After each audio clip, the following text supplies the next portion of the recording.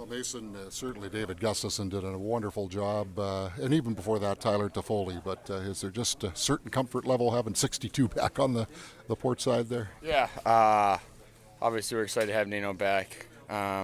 He's pumped to be back. He avoided, could have been something scary, so yeah, he's chomping at the bit to get back in the lineup. But yeah, I thought Gus these last couple of games did a heck of a job. Whenever you're coming in the lineup like that, it's not the easiest task, and he played his butt off, and he was very effective in his role. And then obviously, Toff now jumping back up into that spot in the top six is kind of cements that line in again. So I think, we like where we're at right now. I was just going to say, from a health perspective, but also with the way you're playing, I guess you'd have to feel pretty good about where you are with these last two games. Yeah. These last two, obviously, we're fighting to, get a point and get home ice, but at the same time, obviously, health is everything. So, these last two, we've got, a healthy lineup, and, our team feels pretty complete right now, and we're just going to try to keep it rolling and keep playing the same way we've been because, once we got off that losing skid, I thought we played a lot of good hockey these last, week and a half or 2 weeks here. Yeah, it says something. I think that this was an optional, an asterisk skate, and all hands were on deck. So I guess message received loud and clear. And I don't even know if there's a message there, just how you guys feel about the importance of this game and what you could accomplish tonight.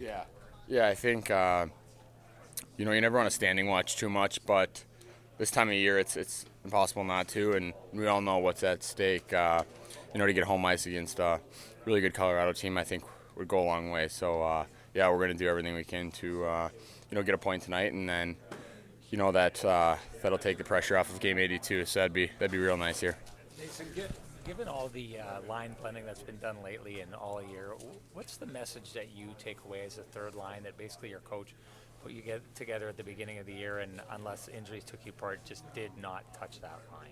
Yeah, I think it goes to show that he believes in that line and believes what we do. We're not a line that's always going to fill the score sheet, but I think we're going to defend really hard, and we can shut down a lot of good lines in this league. So I think when you look at a line in the top six, if it's not going, maybe it's because it's not scoring or it's not defending the right way. And I think that our line always has that that defend first mentality, and he can rely on us in those types of situations. So I feel like we've kind of been steady Eddie on that line, and obviously he respects the way all three of us play. So I think that goes a long way to why he's kept us together. There's a lot of chatter around the league about your guys' line and maybe potentially being the best third line in the NHL. What do you take away from people saying those kind of things about you and your line mates?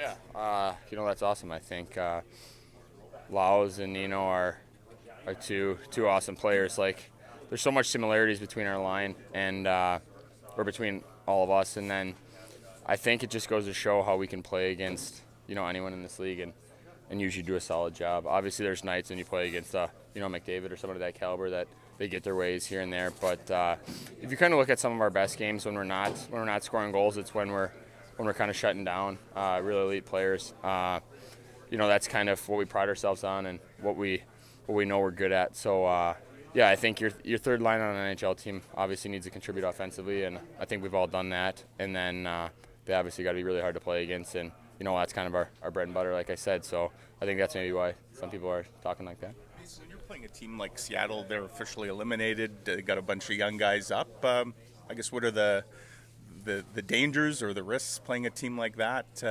They're a little loose, I guess, and can they draw you into that or try and draw you into that? Certainly. I think, the structure changes a little bit too when you got a team that's playing so free and kind of with nothing to lose, that kind of mindset. So it's definitely going to look a little bit different from the outside compared to these last couple of games. These last couple of games were a lot tighter of, more playoff games. Obviously the 7-0 game was a little different. But I think that, our game's going to try to stay the same, but at the same time, we've been told that they're playing a real high-pressure run-and-gun game and playing real fast. So we'll have to, find a way to play against that. And every time we played Seattle, it's been a really good game these last couple of years. So I don't expect anything different tonight.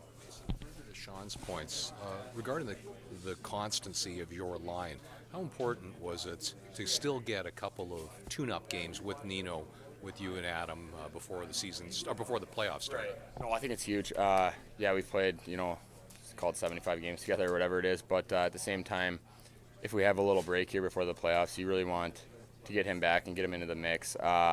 There's such thing as too much rest this time of year. Obviously, you want to find that perfect balance, but to get him back and to get our line feeling good and hold these last couple of games, it'll go a long way for us.